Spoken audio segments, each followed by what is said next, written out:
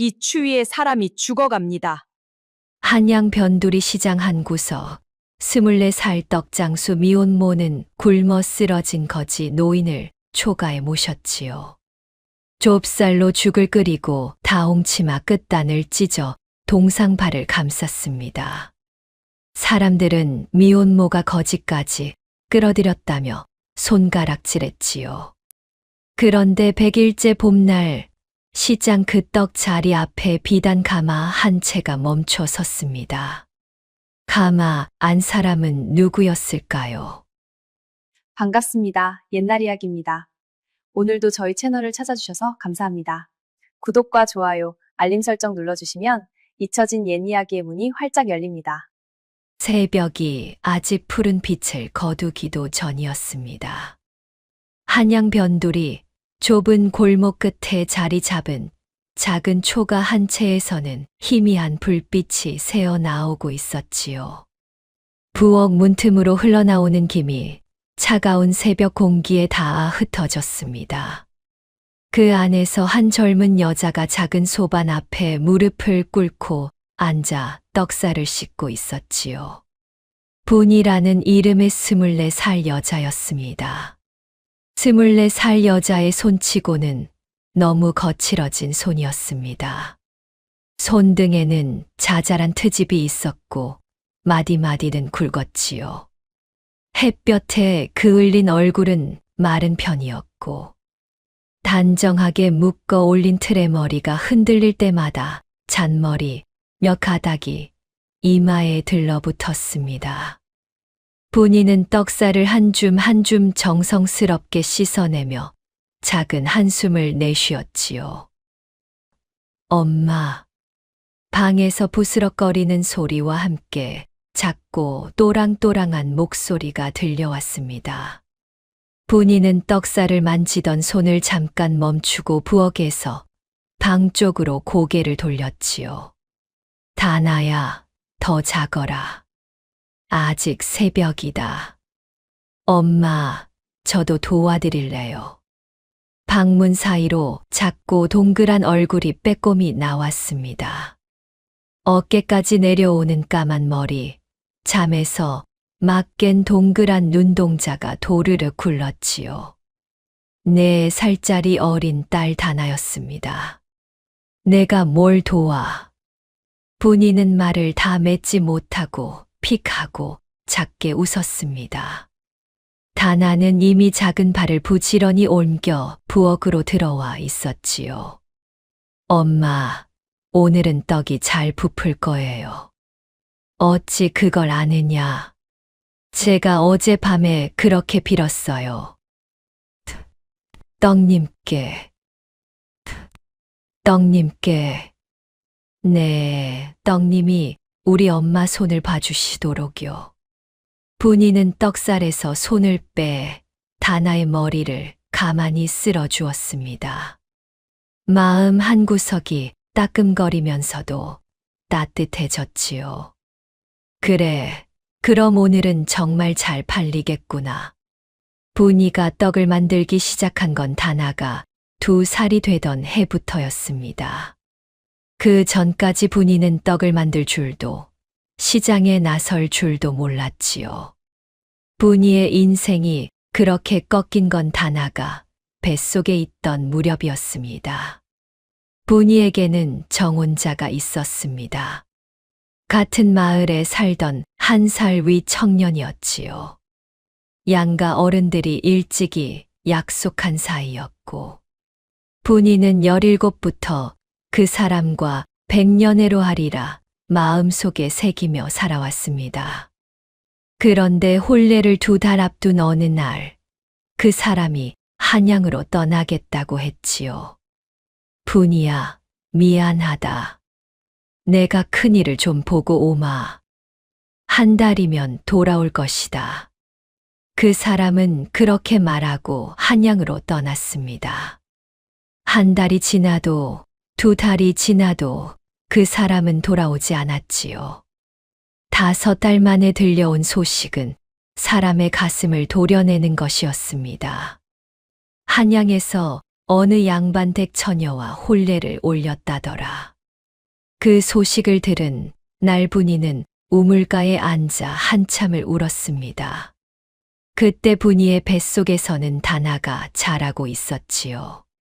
마을 어른들은 분이의 처지를 가엾이 여기는 사람도 있었지만 손가락질하는 사람이 더 많았습니다.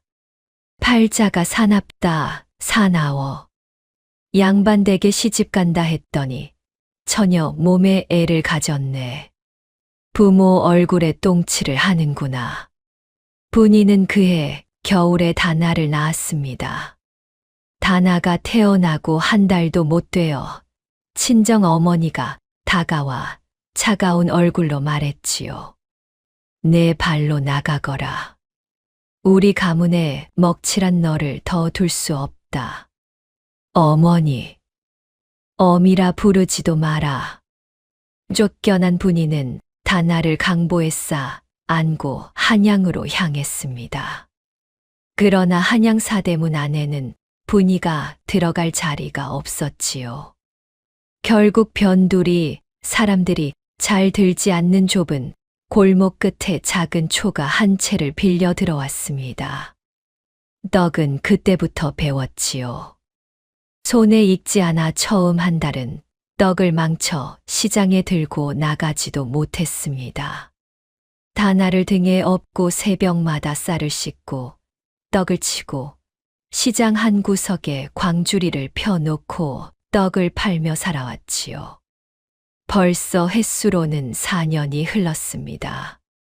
분이는 떡살을 다 씻고 시루에 앉혔습니다. 다나는 그 옆에 쪼그리고 앉아 시루 뚜껑을 가만히 들여다보고 있었지요. 엄마, 떡이 익으면 김이 모락모락 나는 게 너무 예뻐요. 그래. 하늘의 구름 같아요. 우리 다나는 어찌 그리 어여쁜 말만 하느냐.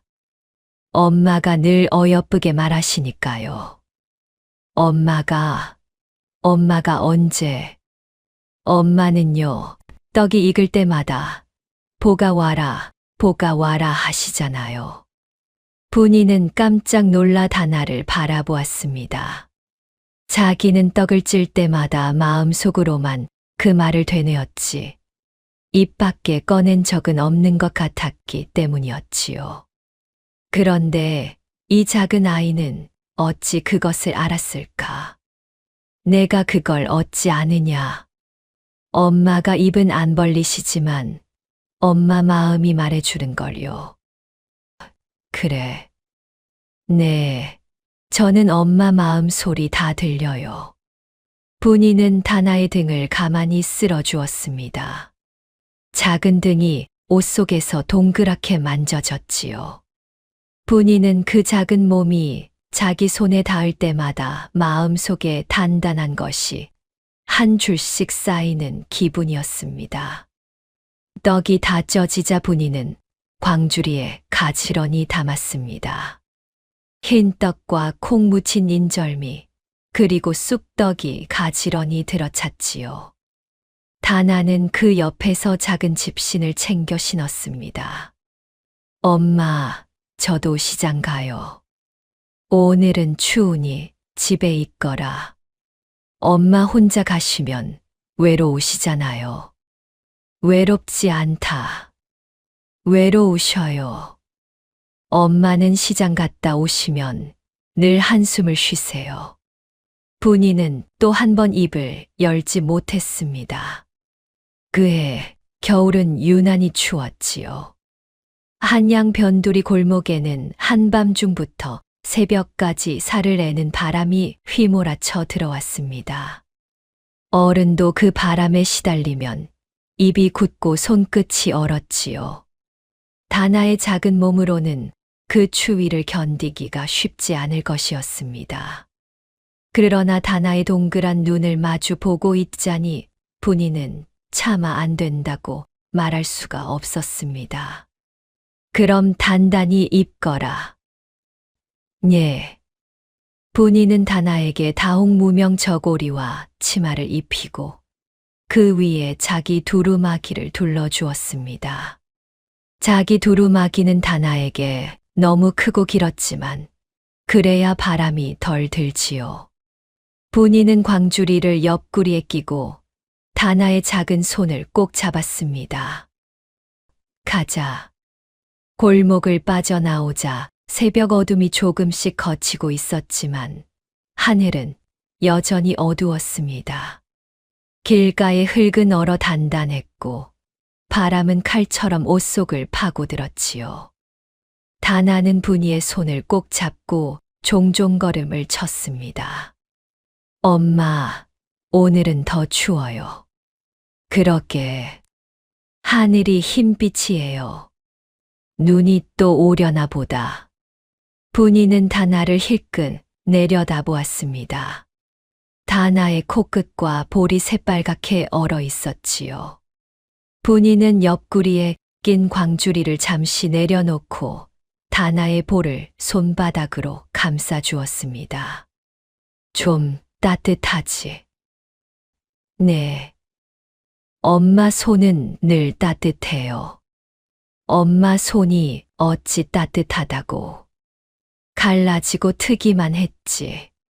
제가 보기엔 엄마 손은 세상에서 제일 따뜻해요. 분이의 손은 사실 트고 갈라져 결코 부드럽지 않았습니다. 그런데 다나는 늘 그 손을 따뜻하다고 했지요. 분이는 그것이 아이의 마음이 따뜻하기 때문이라는 것을 알고 있었습니다. 시장에 도착하자 그제야 사람들이 하나둘 자리를 펴고 있었습니다. 분이의 자리는 시장 한 구석, 큰 길에서 가장 멀리 떨어진 자리였지요. 좋은 자리는 다 다른 사람들의 차지였습니다. 분이는 그 자리도 감지덕지였지요. 분이가 광주리를 내려놓고 떡을 펴고 있는데 이웃 자리에 콩나물 장수 칠성 어멈이 슬쩍 다가왔습니다. 또 아이를 데리고 나왔는가? 예, 칠성 어멈. 집에 두기가 마음이 안 놓여서요. 쯧쯧 팔자가 사나우니 아이까지 고생이지. 내 말이 거슬리면 어쩔 수 없네만 사람들이 다 그러니 어쩌나. 시집도 못 간 처녀가 어린 거 끌고 다닌다고. 분이는 대답하지 않았습니다. 그저 떡을 가지런히 펴고 다나를 자기 등 뒤 양지 바른 곳에 앉혔지요. 다나는 어른들의 말을 다 듣고 있었지만 평소처럼 입을 다물고 있었습니다. 분이는 다나의 그 침묵이 가슴 한구석을 콕 찌르는 것 같았지요. 엄마, 떡 사세요. 다나가 작은 목소리로 외쳤습니다. 분이는 깜짝 놀라 다나를 돌아보았지요. 내가 어찌, 엄마 혼자만 외치시니까 제가 도울게요. 다나야, 떡 사세요. 갓 찐 떡이에요. 따뜻해요. 다나의 작은 목소리가 시장의 새벽 소음에 묻혀 잘 들리지 않았지만 그 목소리에는 어떤 따뜻함이 묻어 있었습니다. 지나가던 한 노파가 그 목소리에 발걸음을 멈췄지요. 아이고, 어린 것이. 떡 한 그릇 다오. 네, 어머니 고맙습니다. 다나가 환하게 웃으며 두 손으로 떡을 받아 노파에게 건넸습니다. 분이는 그 모습을 보며 눈시울이 뜨거워졌지요. 애 어미는 얼굴이 너무 곱구먼. 그런데 애를 어찌. 노파가 분이를 측은하게 바라보며 혀를 찼습니다. 분이는 그저 고개를 숙여 인사할 뿐이었지요. 고맙습니다, 어머니. 가엾어라. 아이가 영민하니 잘 키우게. 예. 그날 떡은 평소보다 잘 팔렸습니다. 다나의 작은 외침 덕분이었지요. 그러나 분이는 마음이 마냥 가볍지만은 않았습니다. 떡을 다 팔고 집으로 돌아오는 길, 분이는 다나를 업고 걸었습니다. 엄마, 오늘 떡 많이 팔리실 거랬죠? 그래, 우리 다나 덕분이다. 제가 떡님께 잘 빌어드렸어요. 그래. 엄마, 그런데 칠성 어멈은 왜 우리한테 자꾸 그런 말을 해요? 분이는 잠시 걸음을 멈췄습니다. 등에 업힌 다나의 작은 몸이 살짝 들썩였지요. 다나야, 그건 말이다. 네. 엄마가 지은 죄가 있어서 그렇단다. 엄마가 무슨 죄를 지으셨어요? 남들이 보기엔 그렇단다. 엄마는 죄 없으세요. 엄마는 세상에서 제일 좋은 엄마예요. 분이는 다시 걸었습니다. 다나의 작은 손이 분이의 어깨를 꼭 쥐고 있었지요. 분이는 한참을 말없이 걷다가 작게 중얼거렸습니다. 우리 다나 덕분에 엄마는 살고 있는 거다. 엄마, 저도 엄마 덕분에 살고 있어요. 분이는 다나의 작은 등이 자기 등에 닿는 감촉을 느끼며 한참을 걸었습니다. 그때 분이는 문득 하늘을 올려다보았지요. 흰빛이 도는 하늘이 점점 무거워지고 있었습니다. 그날 밤 첫눈이 쏟아져 내렸고 그의 겨울은 이상하리만치 추웠지요.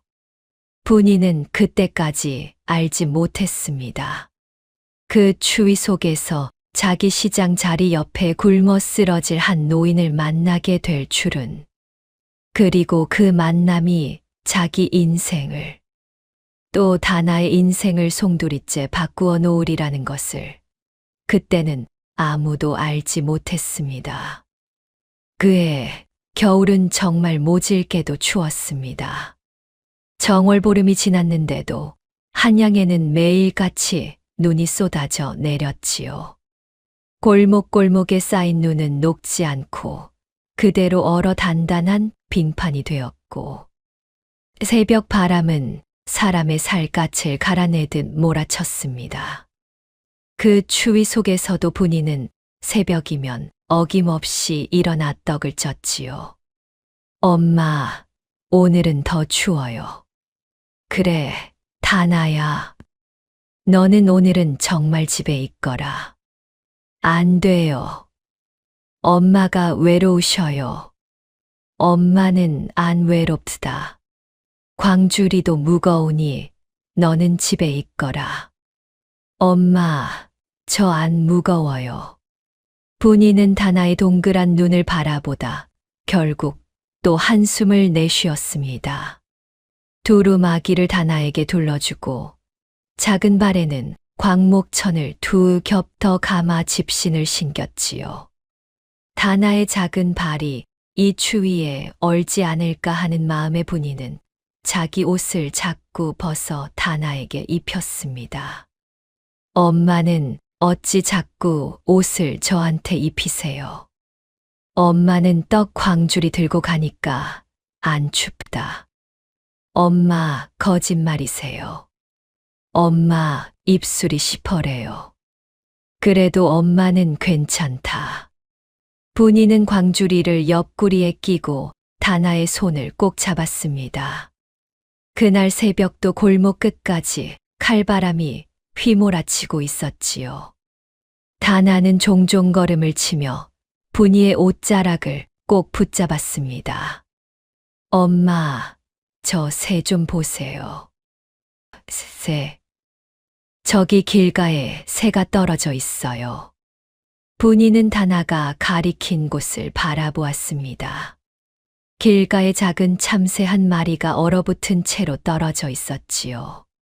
다나는 그 앞에 쪼그리고 앉아 작은 손으로 참새를 가만히 바라보았습니다. 엄마, 새가 추워서 죽었나 봐요. 그런가 보다. 엄마, 새도 이렇게 추우면 죽는데 사람도 추우면 죽어요? 다나야, 그런 말은 마라. 왜요? 그냥 그런 말은 입에 담는 게 아니다. 분이는 다나의 작은 손을 잡아 일으켰습니다. 다나는 한참 동안 그 참새를 돌아보다가 분이를 따라 다시 걸음을 옮겼지요. 분이는 그때 가슴 한구석에 무언가 서늘한 것이 스치는 기분이 들었습니다. 시장에 도착했을 때 분이는 자기 자리 옆에서 무언가 이상한 것을 보았습니다. 시장 한 구석, 자기 광주리를 펼치는 그 자리, 바로 옆 담벼락 밑에 사람 하나가 웅크린 채로 쓰러져 있었지요. 엄마. 다나가 분이의 옷자락을 꼭 잡았습니다. 분이는 가만히 다가가 보았지요. 해진 잿빛 두루마기, 거지 행색의 60대 노인이었습니다. 흰 수염은 길게 자라 있었고 두루마기 자락은 군데군데 찢어져 있었지요.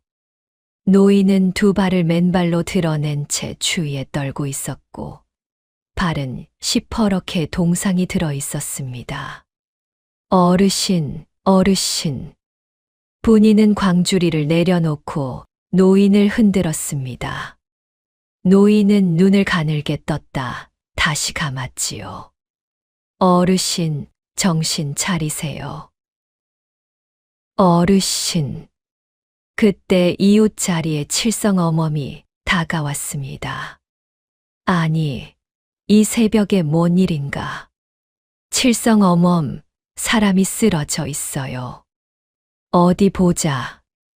아이고, 거지로구먼. 거지든 누구든 사람이. 내버려 두게. 시장에 거지가 죽어 누워 있는 게 한두 번인가. 칠성 어멈, 그래도 시장에 거지가 와서 죽어가네. 자네 자리 옆이라 재수가 없겠어, 분이야. 분이는 입술을 꽉 깨물었습니다. 그때 집신장수 곰배 영감도 다가와 곁눈질로 노인을 바라보았지요. 이 추위에 늙은이가 길에서 자다가는 그렇지. 한양 변두리에 어디 죽어가는 거지가 한둘인가. 곰배 영감, 어찌 그런 말씀을. 분이야, 시장에 사람이 모이면 또 트집 잡힐 거 자네도 알지 않나. 자네 자리 옆이니 자네가 안 좋아져. 포교한테 알려서 옮기게나. 포교들이 알아서 처리할 걸세. 시장 사람들이 하나둘 모여들기 시작했습니다. 그러나 누구 하나 노인에게 가까이 다가가는 사람은 없었지요. 모두가 멀찍이 떨어져 서서 혀를 끌끌 차거나 코를 막거나 빠르게 자기 자리로 돌아갈 뿐이었습니다. 거지가 시장에 와서 죽어가네. 옷에 이가 끓겠어. 가까이 가지 마라. 포교들이 와서 치우겠지. 분이는 그 광경을 보며 가슴이 미어졌습니다. 그때였습니다. 다나가 분이의 옆을 살짝 빠져나가 노인 곁에 다가갔지요. 다나야, 가까이 가지 마라. 엄마, 할아버지가 추우셔요. 다나야.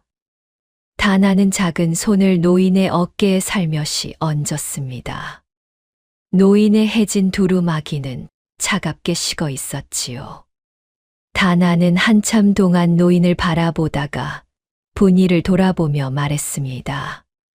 엄마, 우리 새 봤잖아요. 응.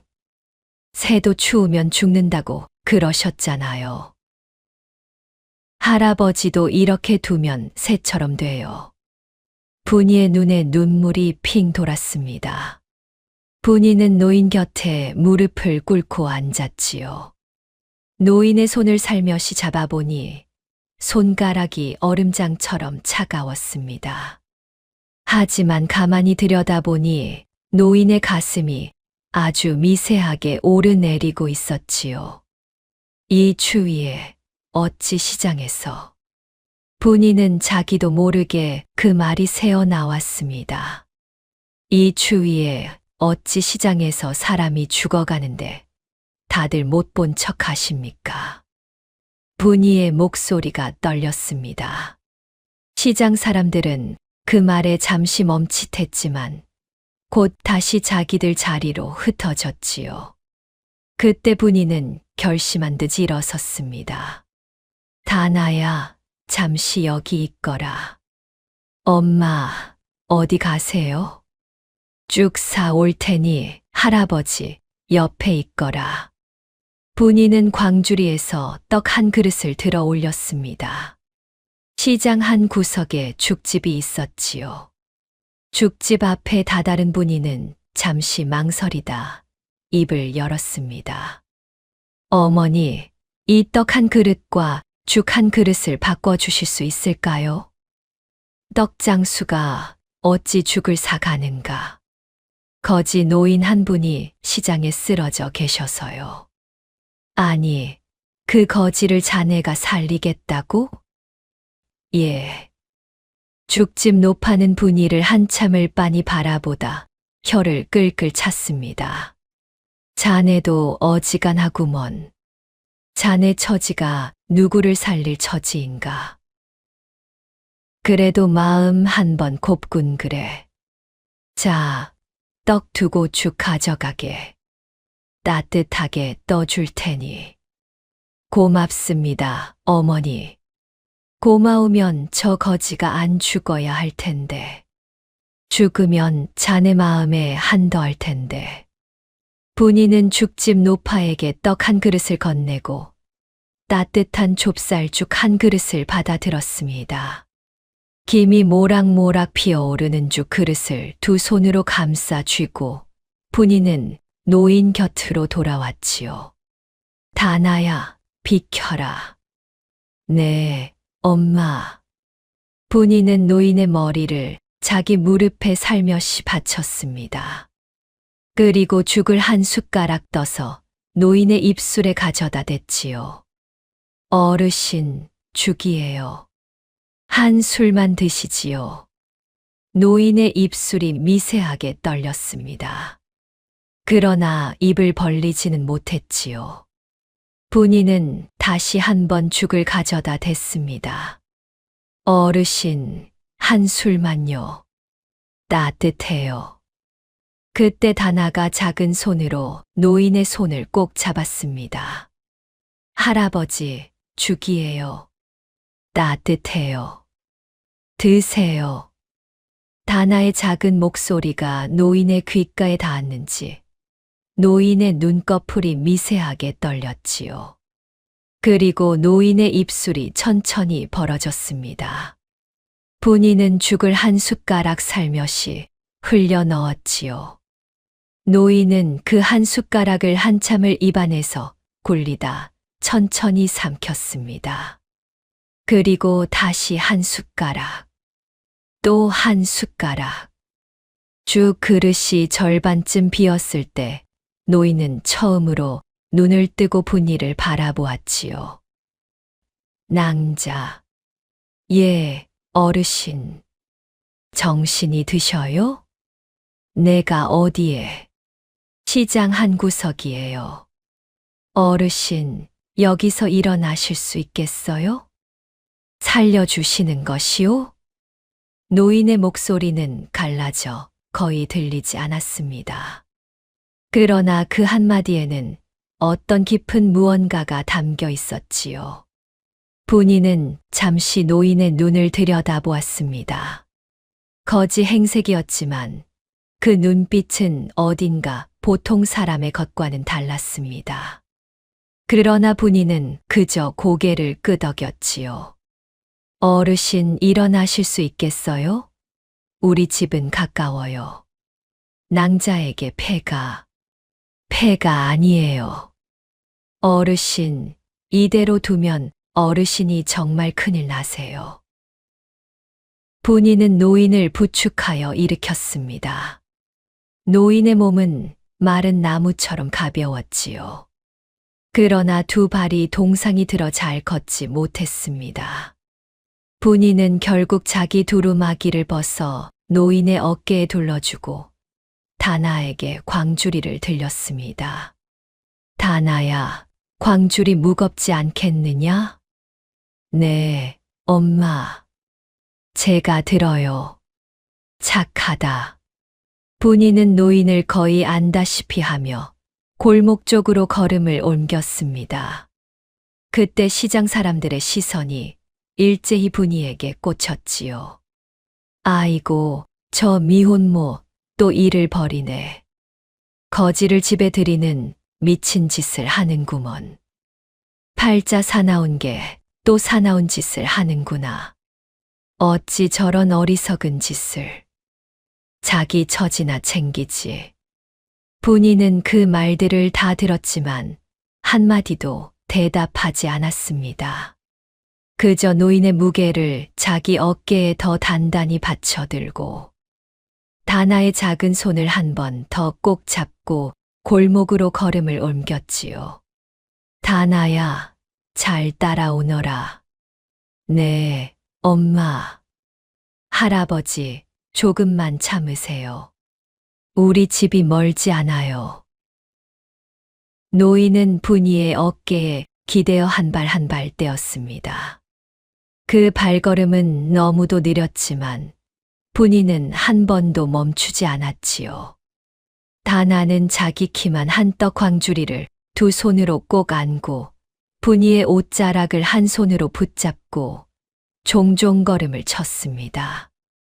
골목을 빠져나와 좁은 길을 한참 걸은 끝에 세 사람은 작은 초가 앞에 다다랐습니다. 분이는 노인을 부축하여 부엌 옆 작은 방으로 들였지요. 방 안은 온기가 거의 없었지만 적어도 칼바람은 없었습니다. 어르신, 여기 잠시 누우세요. 분이는 노인을 자기 솜이불 위에 가만히 눕혔습니다.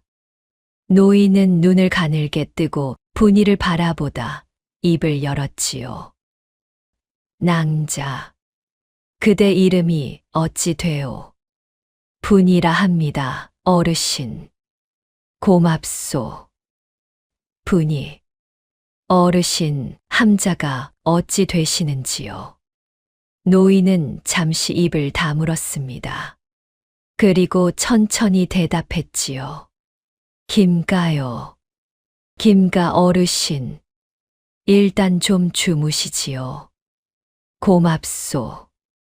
노인은 그렇게 말하고 다시 눈을 감았습니다. 다나가 노인의 머리맡에 작은 손을 모으고 가만히 앉았지요. 엄마, 할아버지 살아나실 거예요. 그래야지.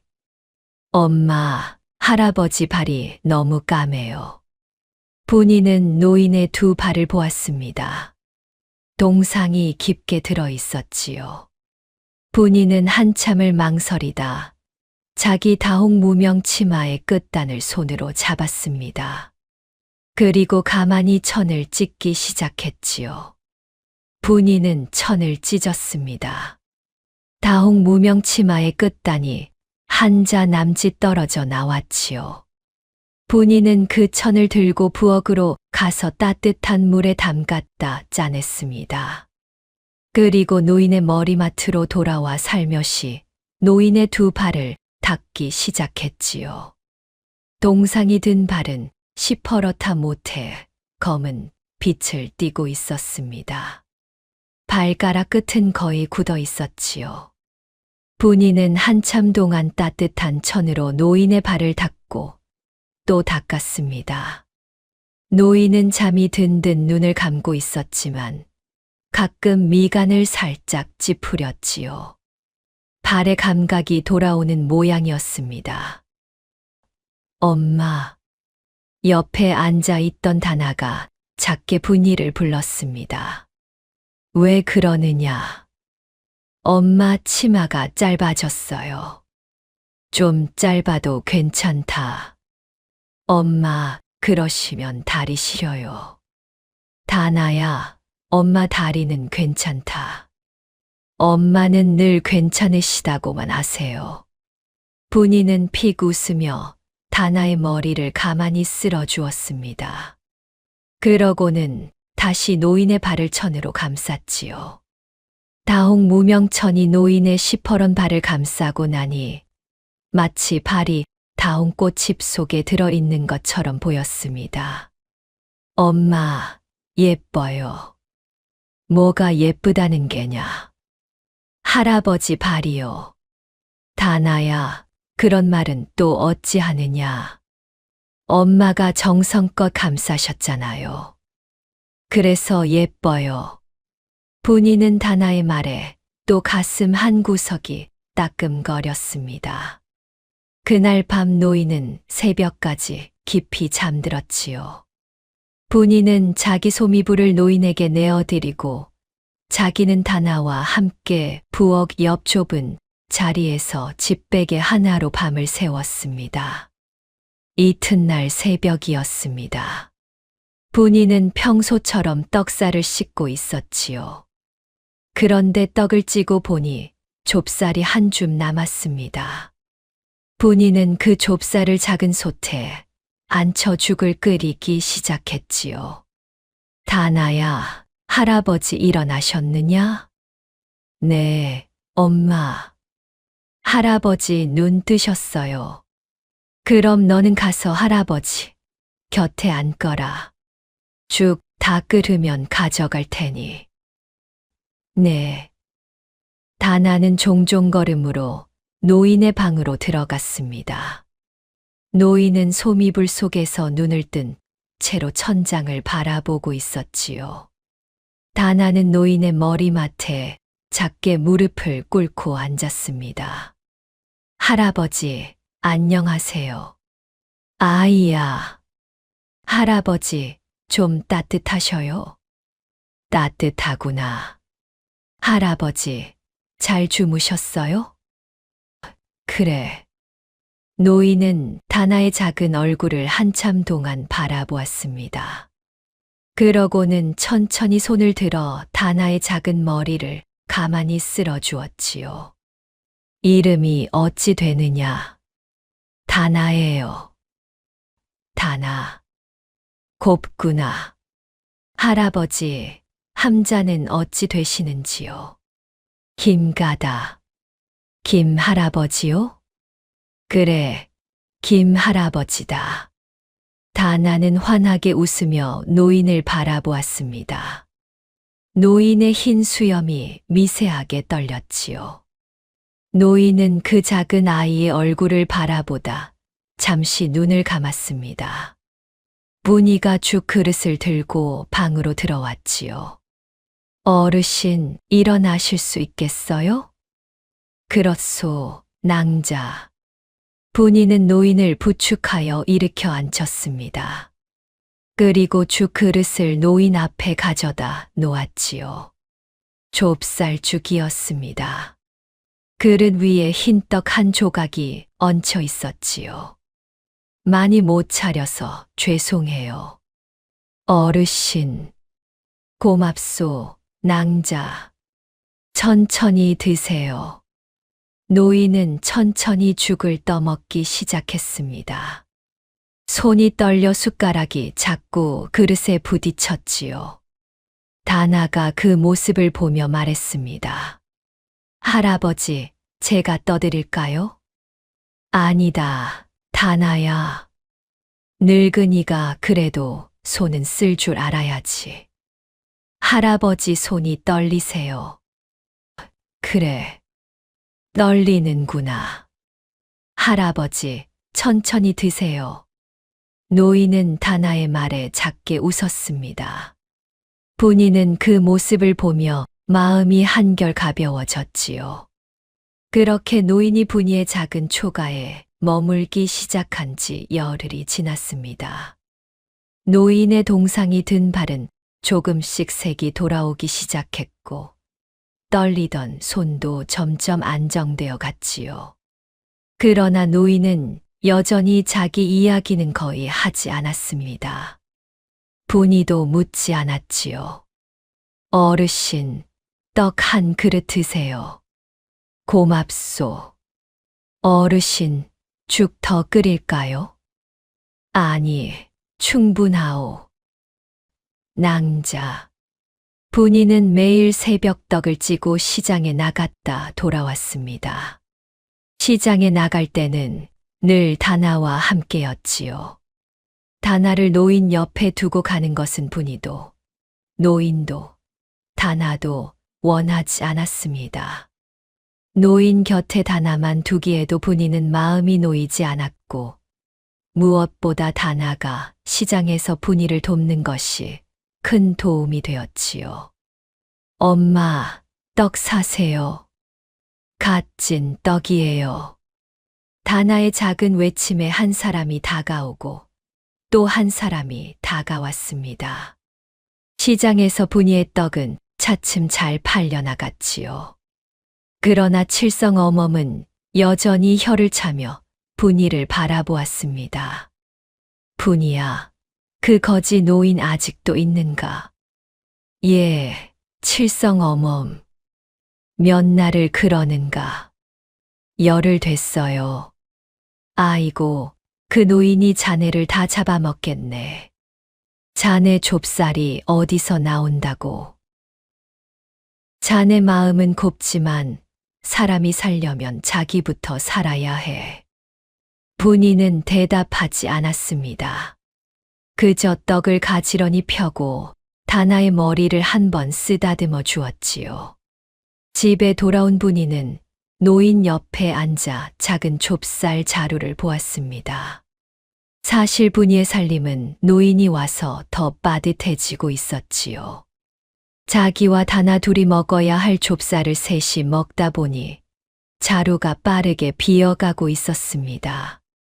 그러나 분이는 그 사실을 노인에게 한 번도 말하지 않았지요. 낭자. 어느 저녁 노인이 분이를 불렀습니다. 예, 어르신. 내가 폐를 끼치고 있소. 폐가 아니에요, 어르신. 낭자의 살림이 빠듯한 것을 내가 모르지 않소. 괜찮아요, 어르신. 내가 떠나야겠소. 어르신, 어디로 가시려고요? 발이 아직 다 낫지도 않으셨는데. 어르신께서 가실 곳이 있으세요? 노인은 입을 다물었습니다. 한참을 침묵하다 노인은 작게 한숨을 내쉬었지요. 없소. 그럼 가실 곳을 찾으실 때까지는 여기 계세요. 좁쌀이야 어찌 되든 되겠지요. 낭자. 어르신, 사람의 발이 다 낫지 않은 채로 한겨울에 길에 나서면 어떻게 되겠어요? 어르신은 그냥 여기 계세요. 다나가 좋아해요. 분이의 그 한마디에 노인은 가만히 눈을 감았습니다. 노인의 눈가에 작은 물기가 어렸지요. 그러나 노인은 그 눈물을 다나에게도 분이에게도 보이지 않으려는 듯 천천히 고개를 돌렸습니다. 낭자, 한 가지 청이 있소. 무엇이든지요, 어르신. 저 어린 것에게 글을 가르쳐 주고 싶소. 글을요? 늙은이가 가진 게 그것밖에 없소. 폐를 끼치는 값이라 생각하고 받아주시오. 어르신, 저희는 양반도 아니고 양반이 아니어도 글을 알면 좋소. 저 어린 것은 영민하니 가르치면 빨리 익힐게요. 분이는 잠시 망설였습니다. 떡장수의 딸에게 한문이라니. 한양 변두리 미혼모의 딸이 글을 배워 무엇하랴 싶었지요. 그러나 노인의 눈빛은 진지했습니다. 그 눈빛은 단순한 거지의 것이 아니었지요. 그러시지요, 어르신. 고맙소. 그날 밤부터 노인은 다나에게 글을 가르치기 시작했습니다. 분이가 그날 시장에서 받은 잔돈으로 사온 작은 종이 한 장과 부엌에서 가져온 숫조각이 글 도구의 전부였지요. 다나야, 이리 오너라. 네, 할아버지. 다나는 종종 걸음으로 노인의 머리맡에 와서 앉았습니다. 오늘은 한 글자만 배우자. 네. 이 글자는 인이라 한다. 사람이라는 뜻이지. 인. 사람. 그래. 사람이 두 다리로 서 있는 모양이다. 그러니 사람이라 한다. 할아버지, 정말 사람이 서 있는 모양이에요. 네, 눈이 밝구나. 할아버지, 또요. 한 글자만 배우자고 했지 않았느냐. 또요, 또요. 노인은 다나의 작은 얼굴을 보며 작게 웃었습니다. 그러고는 결국 종이에 글자를 한 자 더 적었지요. 이 글자는 대라 한다. 크다는 뜻이지. 큰 거예요? 그래. 사람이 두 팔을 활짝 벌리고 있는 모양이다. 사람이 두 팔을 벌리면 커 보이지 않더냐? 네. 할아버지가 두 팔 벌리시면 커요. 그러느냐? 네. 할아버지가 가장 커요. 노인은 다나의 동그란 눈을 한참 바라보았습니다. 그리고 한 글자를 더 적었지요. 이 글자는 천이라 한다. 하늘이라는 뜻이다. 하늘이요. 사람이 두 팔 벌리고 그 위에 또 한 줄이 그어져 있지 않으냐. 사람보다 더 위에 있는 것이 하늘이다. 하늘은 사람보다 위에 있어요. 그래. 할아버지, 하늘에는 누가 있어요? 노인은 잠시 입을 다물었습니다. 다나의 그 질문에 노인의 눈가가 살짝 흔들렸지요. 하늘에는 우리가 사랑하던 사람들이 있단다. 우리가 사랑하던 사람들이요? 그래. 그 사람들은 하늘에서 우리를 늘 보고 있단다. 할아버지도 하늘에 사랑하시는 사람이 있으세요? 있단다. 누구예요? 노인은 답하지 않았습니다. 그저 다나의 머리를 가만히 쓸어주며 천천히 입을 열었지요. 다나야, 글자 하나 더 가르쳐 주마. 이 글자는 효라 한다. 부모를 잘 모신다는 뜻이다. 효. 부모를 잘 모신다. 내 어머니를 잘 모시거라. 그것이 효다. 네, 할아버지. 분이는 부엌에서 그 모습을 가만히 지켜보고 있었습니다. 노인의 글자를 적는 손놀림이 너무도 단정하고 균형이 잡혀 있었지요. 거지의 손놀림이 아니었습니다. 평생을 글과 함께 살아온 사람의 손놀림이었지요. 분이는 그날 처음으로 노인이 단순한 거지, 노인이 아닐지도 모른다는 생각을 했습니다. 그러나 분이는 그 생각을 입 밖에 꺼내지 않았지요. 다음 날도, 그 다음 날도 노인은 다나에게 한 글자씩 글을 가르쳤습니다. 다나는 한 번 들으면 좀처럼 잊지 않았지요. 사흘이 지나니 다나는 인, 대, 천, 효, 모, 부, 자, 효에 더해 또 5글자를 외웠습니다. 할아버지, 어머니를 뭐라 한다 하셨지요? 그래. 그럼 우리 엄마는 뭐예요? 그래. 할아버지, 그럼 저는요? 너는 자다. 자식 자. 저는 자예요. 우리 엄마의 자예요. 분이는 그 말을 부엌에서 들으며 가슴이 또 따뜻해졌습니다. 다나는 자기가 누구의 자식인지를 그렇게 한 글자로 받아들이고 있었지요. 할아버지, 그럼 할아버지는요? 나는 옹이다. 늙은이를 옹이라 한다. 할아버지는 옹이세요. 그래. 할아버지는 우리 집에서 가장 큰 어른이세요. 노인은 그 말에 한참 동안 다나를 바라보았습니다. 그리고 작게, 그러나 분명하게 입을 열었지요. 다나야, 늙은이가 너를 가르치는 동안은 늙은이가 가장 큰 어른이 아니다. 너희 어머니가 가장 큰 어른이지. 왜요? 너희 어머니가 늙은이를 살리셨고, 너희 어머니가 너를 키우신다. 그러니 너희 어머니가 이 집에서 가장 큰 어른이다. 네, 할아버지. 분이는 그날 밤 부엌 한 구석에 앉아 한참을 울었습니다. 노인이 자기를 가장 큰 어른이라 했다는 말이 분이의 가슴 깊은 곳에 박혀 빠지지 않았지요. 분이는 그 말이 위로인지 부담인지 알 수 없었습니다. 다만 살아오면서 누구도 분이에게 그렇게 말해준 사람은 없었습니다. 그렇게 한 달이 흘러갔습니다. 노인의 발은 거의 다 회복되었고 다나는 한문 30글자를 외웠지요. 분이는 알지 못했습니다. 노인이 그 작은 초가에서 보내고 있는 시간이 노인의 인생에서 어떤 의미를 가지는지를.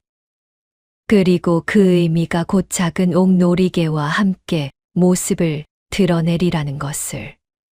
한 달이 더 흘렀습니다. 노인이 분이의 작은 초가에 머문 지 어느덧 2달이 다 되어가고 있었지요. 그동안 노인의 발은 완전히 회복되었고 흰 수염도 분이가 가지런히 다듬어 주어 깨끗해졌습니다. 해진 두루마기는 분이가 밤마다 한 땀 한 땀 꿰매어 그래도 사람 옷의 모양을 갖추었지요. 이상한 일이 한두 가지가 아니었습니다. 노인은 떡장수의 집에 2달째 머물면서도 한 번도 천한 말을 입에 담지 않았습니다. 분이가 떡 한 그릇을 내어드리면 2 손으로 정중하게 받았고 다나가 그를 익히는 모습을 볼 때면 그 눈빛이 깊고 그윽했지요. 노인의 손놀림은 거지의 것이 아니었고 노인의 말투는 변두리 시장 사람의 것이 아니었습니다. 분이는 어느 날 밤 부엌에서 떡살을 씻으며 가만히 생각했지요.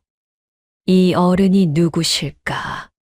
그러나 분이는 그 의문을 입 밖에 꺼내지 않았습니다. 묻는다. 한들 노인이 답하실까? 답하지 않으실 어른의 비밀을 캐묻는 것은 분이의 도리가 아니라 여겼지요. 그저 노인이 안전히 머물 수 있도록 다나가 좋은 어른과 함께 자랄 수 있도록 그것만 마음에 두었습니다. 엄마, 할아버지가요.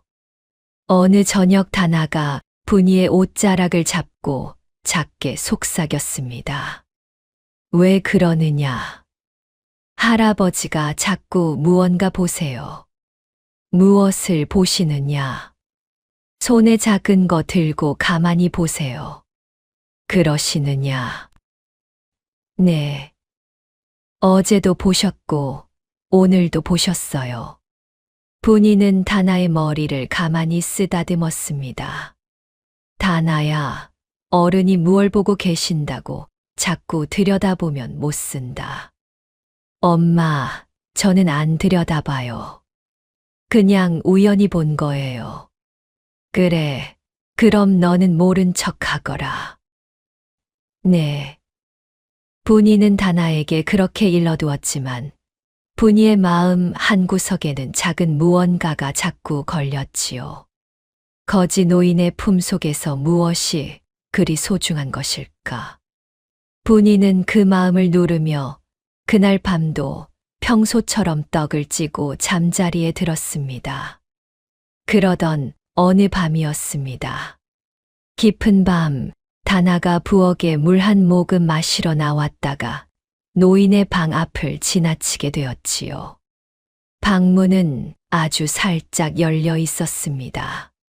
그 틈으로 호롱불 빛이 새어 나오고 있었지요. 다나는 작은 호기심에 그 틈을 빼꼼히 들여다보았습니다. 노인은 소미불 위에 단정히 앉아 있었습니다. 그리고 두 손으로 무언가를 받쳐 들고 있었지요. 호롱불 빛에 그 무언가가 반짝였습니다. 다나는 한참을 그렇게 바라보다 자기도 모르게 작게 입을 열었지요. 할아버지. 노인은 깜짝 놀라 그 무언가를 품속에 황급히 감추었습니다. 다나는 작은 손으로 입을 가렸지요. 할아버지, 죄송해요. 제가 봤어요. 다나야. 할아버지, 그건 뭐예요? 노인은 한참을 침묵하다 천천히 손을 내밀어 다나를 자기 옆으로 불렀습니다. 이리 오너라. 네. 다나는 종종걸음으로 노인의 옆에 가서 앉았습니다. 노인은 다나의 작은 머리를 한번 쓸어주고는 다시 품속에서 그것을 꺼냈지요. 이것이 무엇인지 보고 싶다 했느냐? 네. 이것은 옥놀이개라 한다. 노인의 손바닥 위에 작은 옥놀이개가 놓여 있었습니다. 흰빛이 도는 푸른 옥에 정교한 매듭이 달려 있었지요. 호롱불빛 아래 옥은 마치 살아있는 것처럼 은은히 빛났습니다. 다나는 작은 입을 동그랗게 벌리며 그 옥을 바라보았지요. 할아버지, 너무 예뻐요. 그러느냐? 할아버지, 이게 누구 거예요? 노인은 잠시 침묵했습니다. 그러고는 옥놀이개를 가만히 손바닥 위에 굴리며 천천히 입을 열었지요. 이것은 내 손녀의 놀이개였단다. 할아버지의 손녀요? 그래. 할아버지의 손녀는 어디 있어요? 노인은 다시 한참을 침묵했습니다. 호롱불 그림자가 노인의 얼굴 위에서 가만히 흔들렸지요. 노인의 흰 수염이 미세하게 떨렸습니다. 그러고는 노인은 천천히 가까스로 입을 열었지요. 하늘에 갔단다. 하늘이요? 그래. 할아버지, 그럼 손녀는 다시는 못 만나세요. 그렇단다. 할아버지가 가르쳐 주셨잖아요. 하늘에는 우리가 사랑하던 사람들이 있고, 그 사람들은 우리를 늘 보고 있다고요. 그렇지. 그럼 할아버지의 손녀도 할아버지를 보고 있어요. 노인의 눈가에 작은 물기가 어렸습니다. 그러나 노인은 그 물기를 다나에게 보이지 않으려는 듯 천천히 고개를 살짝 돌렸지요. 다나야. 네, 할아버지. 그래, 보고 있을 게다. 할아버지, 손녀는 몇 살이었어요? 16이었다. 16이요. 저보다 한참 언니였네요. 그래. 할아버지, 손녀 이름은 뭐였어요? 노인은 그 이름을 입에 담는 것이 너무도 힘든 듯 잠시 입을 다물었습니다. 그러고는 천천히 그러나 단정하게 입을 열었지요. 오키. 옥에 깃불 희자를 쓴다. 오키 언니요. 예쁜 이름이에요. 그래. 예쁜 이름이지. 할아버지, 오키 언니는 왜 하늘에 가셨어요? 노인은 답하지 않았습니다. 그저 옥놀이개를 다나의 작은 손바닥 위에 올려놓아 보여주었지요. 다나는 두 손으로 옥놀이개를 조심스럽게 받아들고 한참을 바라보았습니다. 할아버지, 이 옥놀이개를 오키 언니가 만지셨던 거예요. 그래. 늘 차고 다니셨어요? 그렇단다. 그럼 이 옥에 오키 언니의 손이 닿아 있는 거네요. 할아버지, 그럼 이 옥은 오키 언니예요. 노인은 그 말에 결국 눈을 감았습니다. 노인의 깊은 눈가에서 한 줄기 눈물이 가만히 흘러내렸지요. 다나는 작은 손으로 노인의 손등을 가만히 쓸었습니다. 할아버지, 우시면 안 돼요. 그래. 제가 오키 언니 대신 할아버지 곁에 있어 드릴게요. 노인은 다나를 한참 동안 바라보았습니다. 그러고는 천천히 두 팔을 벌려 다나를 가만히 안았지요. 다나는 노인의 야윈 가슴에 작은 얼굴을 묻었습니다. 다나야. 네, 할아버지. 고맙다. 할아버지, 저는 오키 언니가 어떤 사람이었는지 몰라요. 그래도 오키 언니 대신 할아버지 곁에 있을게요. 할아버지의 손녀가 되어드릴게요. 노인의 어깨가 작게 떨렸습니다. 그 순간 부엌 쪽에서 작은 소리가 들렸지요. 분이가 부엌에 서서 그 모든 광경을 가만히 바라보고 있었습니다. 분이는 두 사람의 모습을 보며 한참을 입을 열지 못했지요. 낭자. 노인이 분이의 기척을 알아채고 천천히 고개를 들었습니다. 죄송해요, 어르신. 엿들으려 했던 건 아니에요. 아니요, 낭자. 들어와 앉으시오. 분이는 천천히 방으로 들어가 노인의 옆에 무릎을 꿇고 앉았습니다. 노인은 옥놀이개를 분이에게도 보여주었지요. 낭자도 한번 보시겠소. 저는 그저 어른의 슬픔만 멀리서 보겠습니다. 어르신, 손녀를 잃으신 일은 제가 감히 무어라 위로해 드릴 수 없는 일입니다. 낭자. 네, 어르신. 낭자가 다나를 키우는 모습을 보면서 늙은이는 늘 오키가 떠올랐소. 오키도 어릴 적 다나처럼 영민하고 어여뻤소. 한 글자를 가르치면 두 글자를 외웠고 한 마디를 가르치면 두 마디를 새겼지. 어르신, 오키가 살아 있었다면 지금쯤 다나 또래의 아이를 안고 있었을 게요. 분이는 그 말에 가슴이 미어졌습니다. 다나는 노인의 품에서 작게 잠이 들어 있었지요.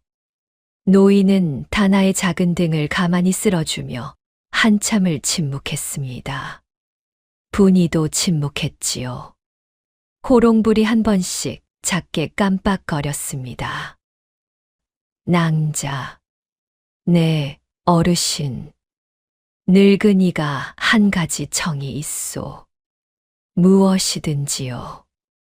이 옥놀이개를 다나에게 잠시만이라도 보여주고 싶소. 잠시만이라요? 내가 머무는 동안만이라도 다나의 작은 손에 한번 닿게 해주고 싶소. 그러시지요, 어르신. 고맙소. 분이는 그 말의 의미를 그때는 정확히 알지 못했습니다. 그저 노인이 손녀를 잃은 슬픔을 다나의 작은 손길로 잠시나마 달래고 싶어 한다고 여겼지요. 분이는 다나를 가만히 안아 자기 무릎으로 옮겨 안았습니다. 다나야, 자느냐? 엄마 등에 엎여 자거라. 네. 분이는 다나를 등에 업고 노인에게 절을 한 번 한 다음 부엌 옆 자기 방으로 돌아갔습니다. 다나는 분이의 등에서 작게 잠꼬대를 하고 있었지요. 분이는 다나를 자리에 눕히고 한참을 그 옆에 앉아 있었습니다. 분이의 마음에는 그날 밤 한 가지 의심이 단단해졌습니다. 그 옥 놀이개의 옥은 보통 옥이 아니었지요. 분이도 시장에서 양반들의 옥패를 본 적이 있었습니다. 그러나 노인이 들고 있던 옥은 그것들과는 비교가 되지 않을 만큼 결이 곱고 빛이 깊었지요. 그것은 양반 중에서도 큰 양반의 손에서나 만지는 옥이었습니다. 이 어른이 누구이실까? 분이는 그 의문을 다시 마음에 묻었습니다. 그러나 묻지는 않을 것이었지요. 분이는 자기가 묻지 말아야 할 일이 있다는 것을 알고 있었습니다. 노인이 분이의 작은 초가에 머무는 동안 분이는 그저 노인을 한 사람의 어른으로 다나의 할아버지로 모실 작정이었지요. 다음 날부터 다나는 매일 노인의 옥놀이개를 보았습니다. 노인은 다나에게 옥놀이개를 만지게 해주었고 다나는 그것을 두 손으로 받아들고 한참을 가만히 들여다보았지요. 오키 언니, 안녕하세요. 다나는 옥에 대고 그렇게 인사하곤 했습니다. 노인은 그 작은 모습을 보며 가만히 미소 지었지요. 다나야, 오키 언니가 너에게 인사 받으시고 좋아하시겠다. 예. 다나야, 너는 오키 언니의 어린 동생 같구나. 할아버지, 저도 오키 언니가 친언니 같아요. 그러느냐. 노인은 그 말을 들으며 한참 동안 다나의 동그란 얼굴을 바라보았습니다. 그 눈빛에는 슬픔과 따뜻함이 함께 어려 있었지요. 분이는 부엌에서 그 모습을 가만히 지켜보며 마음 한구석이 자꾸만 따뜻해졌습니다. 그렇게 또 며칠이 흘러갔습니다. 다나는 한문 글자를 어느덧 50자가량 외웠고 옥 놀이개를 만지는 것이 매일의 작은 즐거움이 되었지요. 노인의 발은 완전히 회복되어 이제 천천히 걷기까지 할 수 있게 되었습니다. 분이는 알지 못했습니다. 그 평온한 시간이 결코 오래 가지 않으리라는 것을. 시장 한 구석에서 분이를 미워하는 한 양반 부인의 발걸음이 곧 분이의 작은 평화를 깨러 들어오리라는 것을. 노인이 분이의 작은 초가에 머문 지 어느덧 50날이 흘렀습니다. 분이의 떡 자리는 변두리 시장 한 구석이었지만 다나의 작은 외침과 분이의 정성스러운 떡 덕분에 차츰 단골이 늘고 있었지요. 그러나 그 작은 평화는 그날 깨어졌습니다. 그날도 분이는 새벽부터 시장에 나와 떡을 펴고 있었지요. 다나는 그 옆에 작게 앉아 손님이 다가올 때마다 두 손으로 떡을 건네고 있었습니다. 엄마, 갓 찐 떡 사세요. 인절미 사세요. 콩이 가득해요. 그때 시장 가운데 큰 길 쪽에서 가마 하나가 들어오고 있었지요. 비싼 옷차림의 시종 둘이 앞장서고 가마꾼 둘이 가마를 메고 있었습니다. 가마가 시장 가운데에 멈춰서고 그 안에서 한 40대 양반 부인이 내렸지요. 청록 비단 저고리에 남색 비단 치마, 비녀에는 산호가 박혀 있었습니다. 도드라진 광대와 차가운 눈매를 가진 부인이었지요. 시장 사람들은 그 부인을 보자마자 일제히 고개를 숙였습니다. 박씨 부인 나오셨네. 오늘은 또 어인 일이실까? 가만히 자네 자리나 지키게. 박씨 부인 화나면 시장에 자리도 못 펴니까. 박씨 부인은 시장 안주인급 양반이었습니다. 한양 변두리 시장의 자리를 정해주는 어른이었지요. 박 씨 부인이 한마디 하면 시장에서 자리를 떼어가야 하는 사람이 한둘이 아니었습니다. 박 씨 부인이 천천히 시장을 한 바퀴 돌다가 분이의 자리 앞에 멈춰 섰습니다. 이 자리가 그 미혼모 자리인가? 박 씨 부인의 차가운 목소리가 분이의 머리 위로 떨어졌습니다. 분이는 황급히 자리에서 일어나 고개를 숙였지요. 예, 부인. 고개를 들어보아라. 분이는 천천히 고개를 들었습니다. 박 씨 부인의 눈매가 더욱 차갑게 분이를 훑었지요. 내가 어찌 보면 곱구나. 그런데 처녀 몸으로 애를 가진 게냐? 답하라. 죄송합니다, 부인. 죄송하다니 어디다 대고 죄송한가. 사람들에게 말이지, 너 같은 것이 시장의 자리를 펴고 있다는 게 부끄러운 노릇이다. 분이는 입술을 깨물었습니다. 다나는 그 모습을 보며 작은 손으로 분이의 치맛자락을 꼭 잡았지요. 그때 박 씨 부인의 눈이 다나에게로 옮겨졌습니다. 이 아이가 그 아이로구나. 예, 부인. 애 어미는 미혼모요. 애는 아비가 누구인지 모를 아이라. 시장에 두기 부끄러운 자리이로다. 부인. 박 씨 부인은 그 말은 한 귀로 흘려보내고 시장 사람들을 향해 큰 소리로 말했습니다. 여기 있는 자네들 다 들어보게.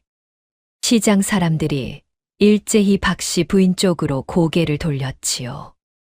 이 미혼모가 시장의 거지를 끌어들였다 하더구먼. 예, 부인. 두 달이 다 되었어요.